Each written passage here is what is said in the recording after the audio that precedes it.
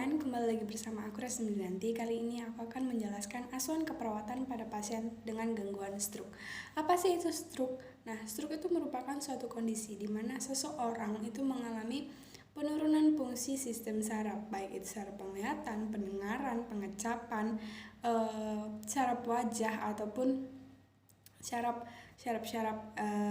bahu. Nah, ini apa sih penyebab dari penyakit stroke itu sendiri? Jadi penyebab dari stroke itu sendiri merupakan terjadinya embolus pada jantung, sehingga embolus ini bergerak menuju ke distal dan bersarang di dalam pembuluh darah kecil, sehingga mengakibatkan terhambatnya suplai darah ke organ-organ lain. Salah satunya itu ke otak. Tahu sendiri dong. Kita tahu ya, otak itu merupakan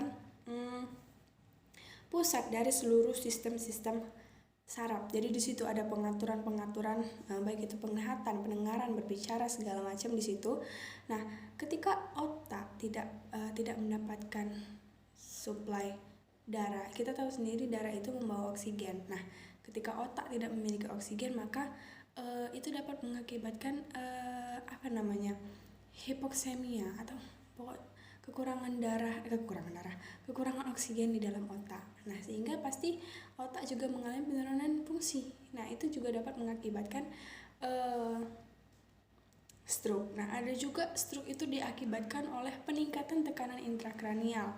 Misalnya nih dari meningitis. Meningitis itu kan peradangan pada selaput otak, itu mengakibatkan cairan itu berada di otak, terperangkap dan mengakibatkan tekanan intrakranial meningkat. Nah, ketika itu terjadi, maka itu dapat mengakibatkan herniasi otak, atau herniasi otak itu perdarahan pada otak.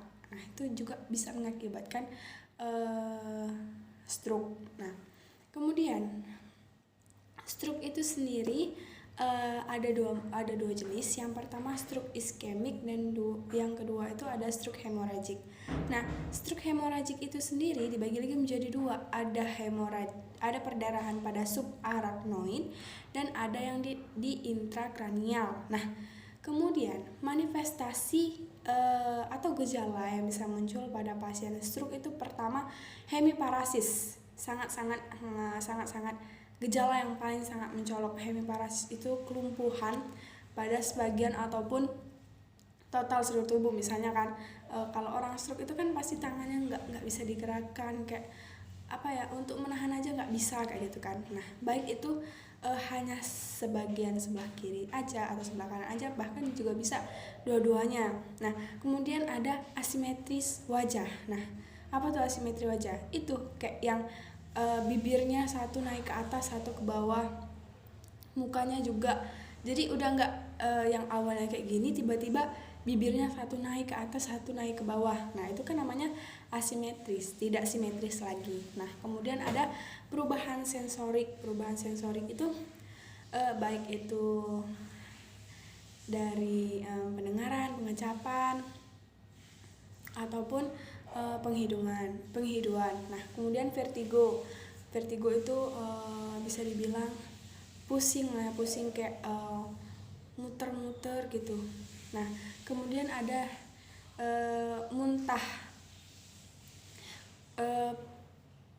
Pada pasien stroke itu pengkajian bisa dilakukan dengan yang pertama tadi mengetahui adanya hemiparesis.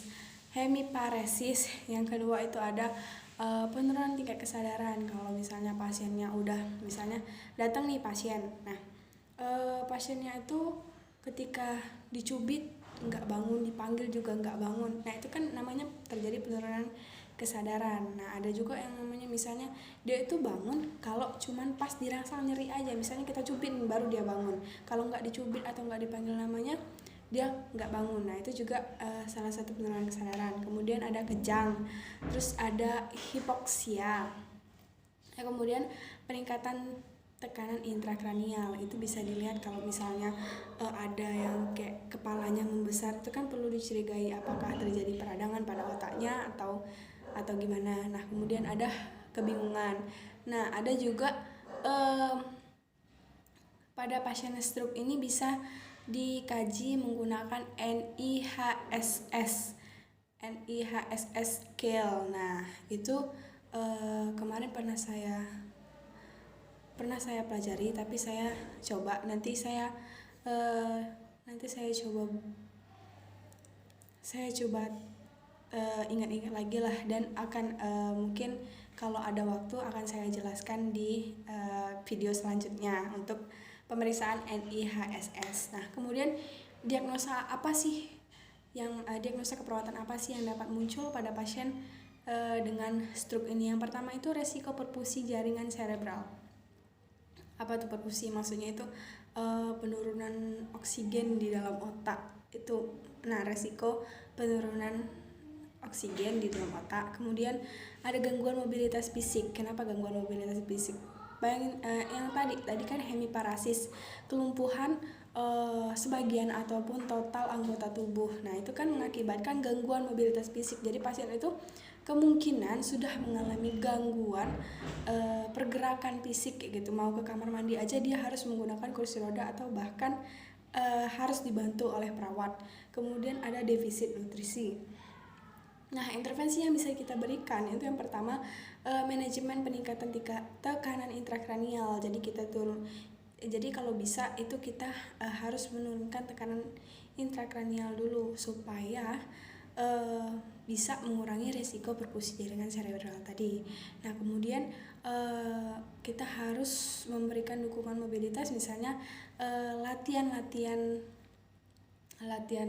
pergerakan sedikit demi sedikit, misalnya dari ibaratnya itu kita kasih bola, coba menggenggam apa segala macam, latihan pergerakan biar nantinya kalau misalnya pasiennya sudah sembuh, dia sudah sudah terlatih untuk bergerak walaupun sedikit demi sedikit. Kemudian manajemen nutrisi, jadi kita juga harus memenuhi nutrisinya. Nah, mungkin itu saja yang dapat saya bahas pada asuhan keperawatan dengan pasien stroke. Terima kasih.